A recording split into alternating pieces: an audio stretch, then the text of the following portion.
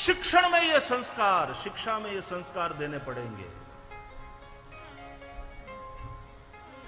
अंग्रेजों ने सब खत्म कर दिया नई शिक्षा पद्धति ला करके।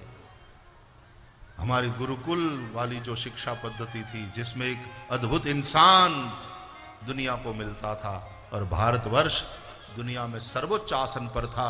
जहां तक ज्ञान, प्रज्ञा और संस्कार, सभ्यता की बात थी, भारत सर्वोच्च स्थान पर था। इन्वेडर से आकर के सबसे बड़ा नुकसान, और खास करके अंग्रेजों ने सबसे बड़ा नुकसान हमारी शिक्षा पद्धति, और किसी भी प्रजा को गुलाम बनाना हो, जो विदेशी आते हैं तो सबसे पहला काम करते हैं उस प्रजा की शिक्षण पद्धति को चेंज कर दो।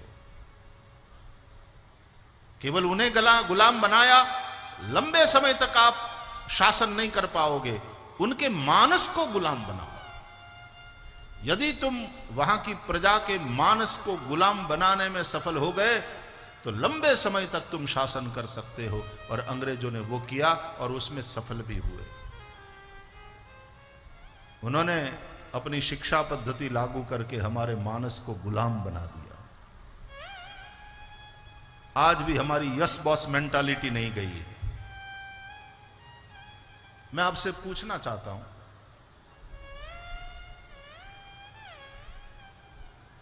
क्यों फिर दूसरा रामकृष्ण परमहंस पैदा नहीं हुआ?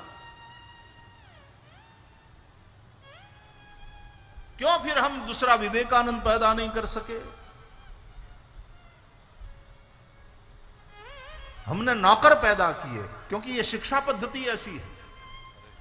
जैसे ही पढ़ाई कर ली और सब नौकरी के लिए, और वो भी सरकारी नौकरी मिल जाए, तब तो क्या कहने, जिसमें करना कुछ नहीं पड़े और माल बहुत मिले।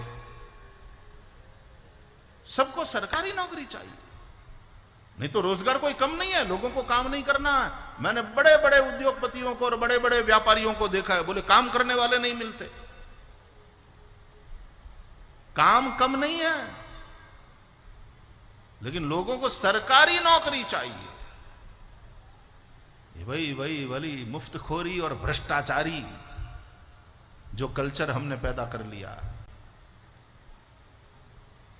निठल्ले बस बैठे हुए काम कर, कुछ करना नहीं पड़े और पैसा मिले। वैदिक संस्कृति हमारी व्यक्ति को पुरुषार्थी बनाने के ऊपर ध्यान देती थी।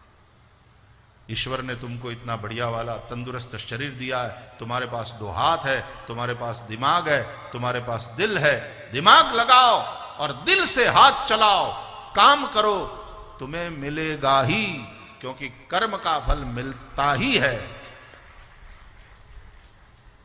श्री कृष्ण गीता इसमें भागवत में कहेंगे, आगे हम गोवर्धन लीला में देखते हैं। ब्रजवासियों को श्री कृष्ण ने यही समझाया, कर्म न करने से कर्म करना अच्छा। अर्जुन, क्या तू हस्तिनापुर की राजगादी के लिए लड़ने को तैयार था? इसलिए युद्ध करने को तैयार हो गया था? तो बेटर है कि तू मत लड़।